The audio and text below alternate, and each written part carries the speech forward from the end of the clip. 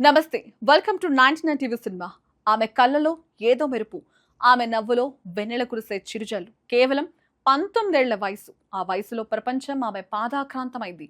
South India నుంచి బాలీవుడ్ వరకు ఆమె ఒక ప్రభంజనం. ఆమె ఎవరో కాదు, అతిలోక సుందరి. అతి తక్కువ కాలంలోనే సంపాదించుకున్న క్రేజ్ ని చూసి అసూయ పడే స్థాయికి ఎదిగిన అద్భుత నటి దివ్యభారతి. కానీ ఆ వెలుగుల వెనక ఉన్న చీకటి ఎవరికీ కనిపించలేదు. ముంబై మహానగరంలోని 5వ అంతస్తు నుంచి పడి ఆమె ప్రాణాలు కోల్పోవడం వెనుక ఉన్నది ప్రమాదమా, ఆత్మహత్య, లేక అంతర్జాతీయ మాఫియా చేసిన పక్కా ప్లాన్తో చేసిన మర్డర్? 33 ఏళ్లు గడుస్తున్నా నేటికి సమాధానం దొరకలేదు. దివ్యభారతి మిస్టరీ మరణంపై స్పెషల్ స్టోరీ ఇప్పుడు చూద్దాం. 1990ల కాలం ఇండియన్ సినిమా చరిత్రలో ఒక సంచలనం దివ్యభారతి. కేవలం 2-3 ఏళ్ల వ్యవధిలో ఆమె సాధించిన స్టార్డమ్ చూసి సినీ పండితులు సైతం విస్తుపోయారు. 16 ఏళ్ల వయసులోనే బొబ్బిలి రాజా సినిమాతో తెలుగు ప్రేక్షకులను ఉరుతలూగించి ఆ తర్వాత బాలీవుడ్ నేలడానికి వెళ్ళింది. కానీ ఆ కీర్తి, ఆ సంపద, ఆ గ్లామర్ వెనుక ఓ నివురుగప్పిన నిప్పు లాంటి నిజం ఉంది. అదే దివ్యభారతి వ్యక్తిగత జీవితం.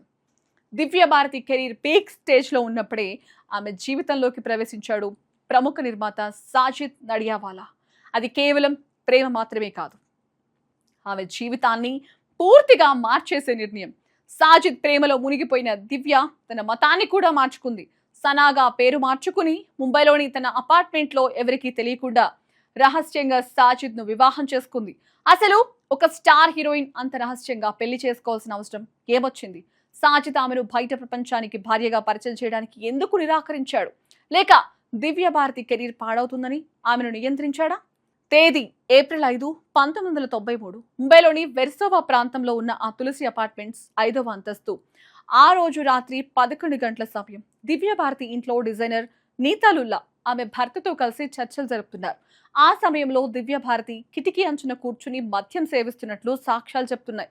కానీ అంతలోనే ఒక్కసారిగా కేకలు, కింద ఏదో పడిన శబ్దం.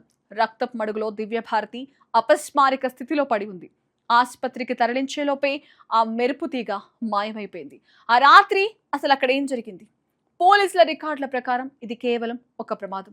దివ్య కిటికీ అంచున బ్యాలెన్స్ తప్పి కింద పడిపోయిందని కేసు క్లోజ్ చేశారు. కానీ ఇక్కడే ఎన్నో అనుమానాలు తలెత్తుతున్నాయి. అపార్ట్మెంట్ కిటికీకి గ్రిల్స్ ఎందుకు లేవు? ఆమె కింద పడే సమయంలో ఇంట్లో ఉన్న వ్యక్తులెవరు? సాజిద్ నడియావాలా అప్పుడు ఎక్కడున్నాడు? అన్నిటికంటే ముఖ్యంగా ఆ సమయంలో underworld mafia don Dawood ఇబ్రహీంతో సాజిద్ కున్న సంబంధాల గురించి ఆనాడు పెద్ద ఎత్తున ప్రచారం జరిగింది.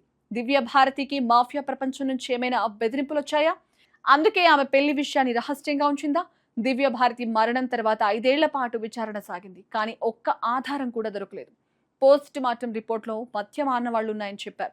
కానీ అది ఆమెను ఎవరైనా బలవంతంగా తాగించారా, లేక ఆమె తాగి అదుపు తప్పిందా అనే దానిపై స్పష్టత లేదు. సూసైడ్ నోట్ దొరకలేదు. అసలు ఆత్మహత్య చేసుకునేంత బలహీనమైన మనస్తత్వం ఆమెది కాదని సన్నిహితులు చెప్తారు. 1998లో ముంబై పోలీసులు తగిన ఆధారాలు లేవని ఈ కేసును పూర్తిగా క్లోజ్ చేశారు. కానీ ఈ 33 ఏళ్లలో ఒక మిస్టరీ మాత్రం ఇప్పటికీ జనం మెదళ్లలో మెదులుతూనే ఉంది.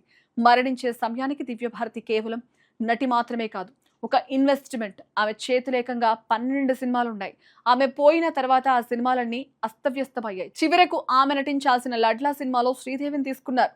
అలాగే రవీనా టండన్, టబు, జూహీ చావ్లా లాంటి హీరోయిన్లు దివ్య భారతి చేయాల్సిన సినిమాలతోనే స్టార్స్ గా ఎదిగారు. ఒకవేళ ఆ రాత్రి ఆ ప్రమాదం జరగకపోయి ఉంటే దివ్య భారతి ఇండియన్ సినిమా రికార్డులను తిరగరాసేది అనడంలో ఎలాంటి సందేహం లేదు. ఈ రోజుకు 33 ఏళ్లు. 19 ఏళ్ల వయసులోనే జీవితాన్ని ముగించిన ఆ పిల్లి కళ్ళ సుందరి జ్ఞాపకాలు నేటికి సజీవమే. కానీ ఆమె మరణానికి బాధ్యులెవరు? అది విధి ఆడిన వింత నాటకమా, లేక కంటికి కనిపిస్తున్న సాక్ష్యాల వెనుక దాగి ఉన్న మహాకుట్రన? చరిత్ర ఎప్పుడూ కొన్ని ప్రశ్నలకు సమాధానాలు ఇవ్వదు. దివ్య భారతి మరణం కూడా భారతీయ చలనచిత్ర చరిత్రలో ఒక వీడని మిస్టరీగానే మిగిలిపోయింది.